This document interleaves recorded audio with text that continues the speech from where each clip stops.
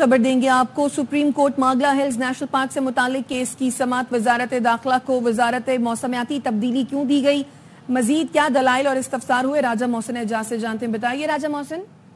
देखिए, वक्फे से पहले तलब किया गया था सेक्रेटरी काबीना और अटॉर्नी जनरल को। अटॉर्नी जनरल जब अदालत पहुंचे वक्फे के बाद तो एक दफा फिर चीफ जस्टिस की तरफ से इस्तफसार किया गया कि सेक्रेटरी काबीना क्या अदालत में आ गए हैं, जिस पर बताया गया अटॉर्नी जनरल की तरफ से कि वो वफाकी काबीना के इजलास में हैं। इस पर चीफ जस्टिस ने कहा कि उन्हें काबीना इजलास से बाहर बुलाएं और उनकी अदालत में जो हाजिरी है उसे यकीनी बनाया जाए। और उसके बाद जब वक्फे के बाद जब दूसरे वक्फे के बाद बात दोबारा हुई तो सुप्रीम कोर्ट ऑफ पाकिस्तान की तरफ से ये जो नेशनल हिल पार्क वजारत दाखिला को मुंतकिल किए गए हैं, इस पर हुकूमत से जवाब मांगा गया। अदालत ने मागला हिल्स पर कायम हाउसिंग मंसूबे की भी तफसीलात तलब कर ली हैं, जबकि अटॉर्नी जनरल की तरफ से जो राना सईद की बरतरफी और नेशनल पार्क की मुंतकली का मामला वजीर आजम के नोटिस में लाने की यकीन दहानी पर इस केस की जो मजीद समाअत है उसे 15 अगस्त तक मुलतवी किया गया।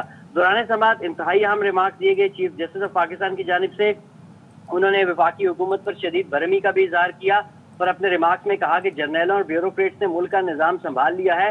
अटॉर्नी जनरल साहब, आपको इल्म ही नहीं कि चीजें कैसे हो रही हैं। और इसके साथ साथ दौरान समाअत सेक्रेटरी काबीना की जानिब से वजीर आजम को साहब कहने पर चीफ जस्टिस बरहम भी हुए और ये कहा कि गुलामी की जंजीरें तोड़ दें। वजीर आजम साहब नहीं होता, शहबाज शरीफ साहब कहें तो फिर भी जो है वो कोई बात है, आप जो है वो वजीर आजम साहब कह रहे हैं। इस मौके पर सेक्रेटरी काबीना ने अदालत को बताया कि नेशनल पार्क वजारत दाखिला को देने की समरी मैंने नहीं भेजी थी, वजीर आजम ने खुद हुक्म जारी किया था।